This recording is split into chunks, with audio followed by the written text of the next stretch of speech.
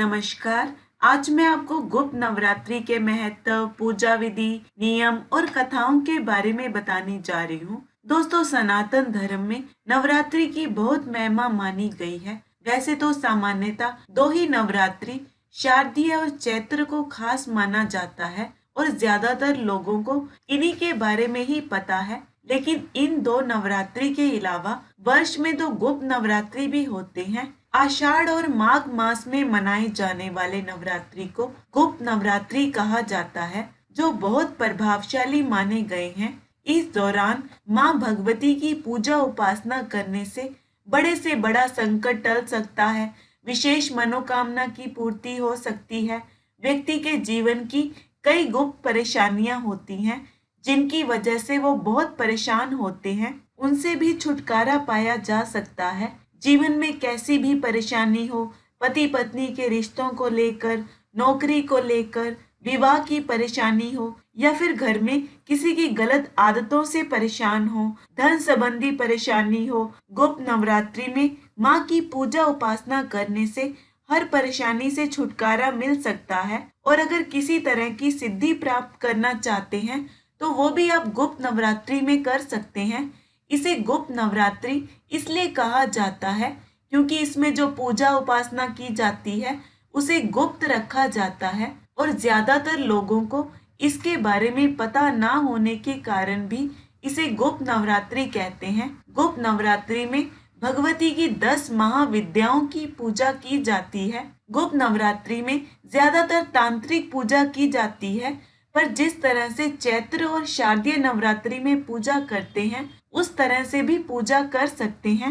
एक लकड़ी की चौकी पर लाल कपड़ा बिछाकर उस पर गणपति जी और माता दुर्गा के चित्र या उनकी मूर्ति की स्थापना करें, कलश की स्थापना करें, दीपक जला के 9 दिनों तक व्रत रखने का संकल्प लें। चाहे तो अखंड ज्योत जला सकते हैं। रोज सुबह शाम माँ दुर्गा की पूजा आरती करें, जैसे अन्य नवरात्रि में करते हैं। स्नान करवाएं, लाल चुनरी अर्पित करें, तिलक लगाएं, तिलक अपने भी जरूर लगाएं, श्रृंगार का सामान अर्पित करें, धूप दीप फल फूल नैवेद्य दक्षिणा अर्पित करें। सबसे पहले गणपति जी की पूजा करें। अगर आप कलश स्थापना नहीं भी कर सकते तो सुबह शाम माता के आगे एक दीपक जलाएं, लाल फूल अर्पित करें, भोग लगाएं। भोग में आप बताशे, मखाने या दूध से बनी कोई मिठाई ले सकते हैं। पंचमेवे का भोग लगा सकते हैं। माता के भोग में 2 लौंग जरूर अर्पित करें।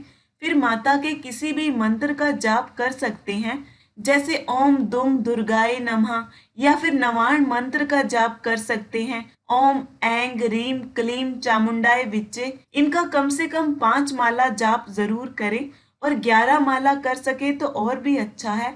आप दुर्गा चालीसा, दुर्गा सप्तशती का पाठ कर सकते हैं। दिन में तो पूजा करना अच्छा होता ही है, पर अगर रात्रि में 11 से 1 बजे के बीच में अगर आप देवी का ध्यान करते हैं, देवी के लिए मंत्र जप या कोई अनुष्ठान करते हैं तो उसका प्रभाव ज्यादा होगा। रात के समय एक दीपक जला ले, माँ को भोग अर्पित करें। इसके बाद किसी भी मंत्र का जप, दुर्गा चालीसा या दुर्गा सप्तशती का पाठ कर सकते हैं। अब मैं आपको कुछ नियमों के बारे में बताती हूँ। गुप्त नवरात्रि में आप जो भी पूजा उपासना कर रहे हैं, मंत्र जाप कर रहे हैं या व्रत कर रहे हैं तो उसे गुप्त रखें। घर के बाहर इसके बारे में किसी को कुछ ना बताएं और माता की पूजा की जगह भी गुप्त हो। कोई बाहर से आए तो उसे देख ना सके। अष्टमी या नवमी के दिन कन्याओं के पूजन के साथ व्रत का उद्यापन किया जाता है। गुप्त नवरात्रि के बारे में ज्यादा लोगों को पता नहीं है, तो बाहर से कन्या का आना कई बार संभव नहीं होता और अपनी पूजा उपासना के बारे में किसी को बताना भी नहीं चाहिए। तो अगर बाहर से कोई कन्या ना आ सके तो घर की ही कन्या को प्रसाद दें, नहीं तो माँ को ही कन्या रूप मान के फल मिठाई अर्पित करें। फिर उसको बाद में गाय माता को खिला सकते हैं। आखिरी दिन आप हवन कर सकते हैं, क्योंकि गुप्त नवरात्रि के दौरान गुप्त रूप से पूजा आराधना की जाती है, इसलिए इसमें मानसिक पूजा का विशेष महत्व है। क्योंकि गुप्त नवरात्रि में जितना आप अपनी पूजा उपासना को गोपनीय रखेंगे, सफलता उतनी ही ज्यादा मिलेगी। व्रत रख सके तो अच्छा है, नहीं तो सात्विक भोजन लेके माँ की पूजा उपासना कर सकते हैं। कोशिश करें कि एक ही समय अन्न का सेवन करें। सामर्थ्य ना हो तो 2 बार ले सकते हैं। प्याज, लहसुन, मांस, मदिरा का सेवन ना करें। ब्रह्मचर्या का पालन करें। माँ दुर्गा स्वयं एक नारी है, इसलिए सदैव नारी का सम्मान करना चाहिए। जो नारी का सम्मान करते हैं, माँ दुर्गा की कृपा उन पर सदैव बनी रहती है। नवरात्रि के दिनों में घर में कलेश, द्वेष या अपमान नहीं करना चाहिए। साफ सफाई का विशेष ध्यान रखें। सुबह जल्दी उठ के स्नान करके साफ वस्त्र धारण करें। लाल या पीले पहने तो बहुत अच्छा है। घर पर आए किसी मेहमान या भिखारी का अपमान ना करें। लाल आसन पर बैठ के माँ दुर्गा की पूजा करें।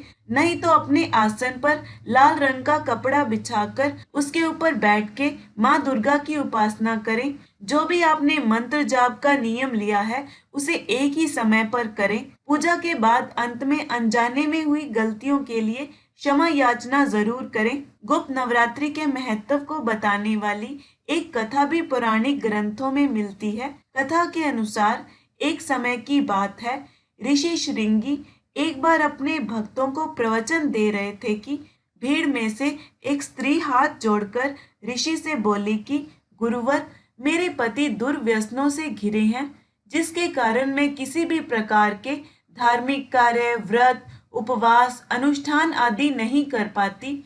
यहाँ तक कि ऋषियों को उनके हिस्से का अन्न भी समर्पित नहीं कर पाती। मेरा पति मांसाहारी है, जुआरी है। मैं माँ दुर्गा की शरण लेना चाहती हूँ, लेकिन मेरे पति के पापाचारों से माँ की कृपा नहीं हो पा रही। मेरा मार्गदर्शन करें। तब ऋषि बोले, वासंतिक और शारदीय नवरात्रि में तो हर कोई पूजा करता है, सभी इससे परिचित हैं। लेकिन इसके अतिरिक्त 2 नवरात्रि और भी होते हैं, जिन्हें गुप्त नवरात्रि कहा जाता है। उन्होंने कहा कि गुप्त नवरात्रि में 10 महाविद्याओं की साधना की जाती है। यदि तुम विधिवत ऐसा कर सको तो माँ दुर्गा की कृपा से तुम्हारा जीवन खुशियों से परिपूर्ण होगा। ऋषि के प्रवचनों को सुन स्त्री ने गुप्त नवरात्रि में ऋषि के बताए अनुसार माँ दुर्गा की कठोर साधना की। स्त्री की श्रद्धा व भक्ति से माँ प्रसन्न हुई और कुमार्ग पर चलने वाला उसका पति सुमार्ग की ओर अग्रसर हुआ। उसका घर खुशियों से संपन्न हुआ। अब मैं आपको 10 महाविद्याओं की उत्पत्ति की कथा सुनाती हूँ।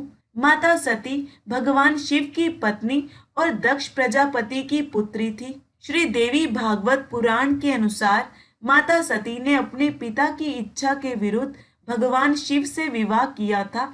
राजा दक्ष ने एक महान यज्ञ किया, जिसका एकमात्र उद्देश्य भगवान शिव का अपमान करना ही था, जिसमें उन्होंने भगवान शिव को छोड़कर सभी देवी देवताओं को आमंत्रित किया। माता सती ने नारद मुनि से अपने पिता के यज्ञ के बारे में सुना, तो उन्होंने भगवान शिव से यज्ञ में भाग लेने की अनुमति मांगी और कहा कि एक बेटी को अपने पिता के निमंत्रण की आवश्यकता नहीं है, पर भगवान शिव ने उन्हें यज्ञ में ना जाने की सलाह दी। यह सुनते ही माता सती उग्र हो गई। उन्हें लगा कि शिव जी उनके साथ एक अज्ञानी महिला की तरह व्यवहार कर रहे हैं, न कि ब्रह्मांड की माँ के रूप में। भगवान शिव को दिखाने के लिए कि वह वास्तव में क्या है, उन्होंने एक अलग भयानक रूप ग्रहण किया। ऐसा होते ही समुद्रों में विशाल काय तूफान उठने लगे, पहाड़ हिल गए और उनके रूप ने संपूर्ण वातावरण को अविश्वसनीय कर दिया। यह रूप देखकर भगवान शिव सन्न रह गए और स्थिति को देखकर वहां से जाने लगे, पर वह जिस भी दिशा में जाते दिव्य माता उनका रास्ता रोक लेती। दिव्य माता अपने आप को 10 दिशाओं में अपने अलग अलग 10 रूपों में स्थापित कर उन दिशाओं की रक्षा कर रही थी और असीमित शक्तियों के दाता उन 10 दिशाओं को लांघने में असमर्थ हो गए, क्योंकि माता ने वह मार्ग अवरुद्ध कर दिया था। माता के ये 10 रूप ही 10 महाविद्याएं कहलाई। इन 10 महाविद्याओं में सबसे पहले माता सती ने माँ काली का रूप धारण किया, दूसरी तारा देवी का, षोडशी भगवती का तीसरा स्वरूप है, जिन्हें त्रिपुर सुंदरी भी कहा जाता है। माँ भुवनेश्वरी चौथी महाविद्या है। वे राज राजेश्वरी के रूप में भी जानी जाती हैं। माँ भैरवी पांचवा स्वरूप है। छठा स्वरूप है छिन्नमस्तिका देवी। सातवां माँ धूमावती। आठवां स्वरूप है माँ बगलामुखी। इन्हें पीताम्बरा के नाम से भी जाना जाता है। नौवीं है देवी मातंगी। इन्हें तांत्रिक सरस्वती के नाम से भी जाना जाता है। और 10वीं है देवी कमला। इन्हें तांत्रिक लक्ष्मी के नाम से भी जाना जाता है। यह 10 महाविद्याएं अर्थात 10 शक्तियां हैं। बाद में माँ ने अपनी इन्हीं शक्तियों का उपयोग दैत्यों और राक्षसों का वध करने के लिए किया था। नवरात्रि के उपायों, दुर्गा सप्तशती और दुर्गा चालीसा की विधि का लिंक डिस्क्रिप्शन में दिया है। साथ ही गुप्त नवरात्रि के शुभ मुहूर्त के बारे में भी बताया है, आप देख सकते हैं। आशा करती हूँ ये वीडियो आपको अच्छा लगा होगा। धन्यवाद।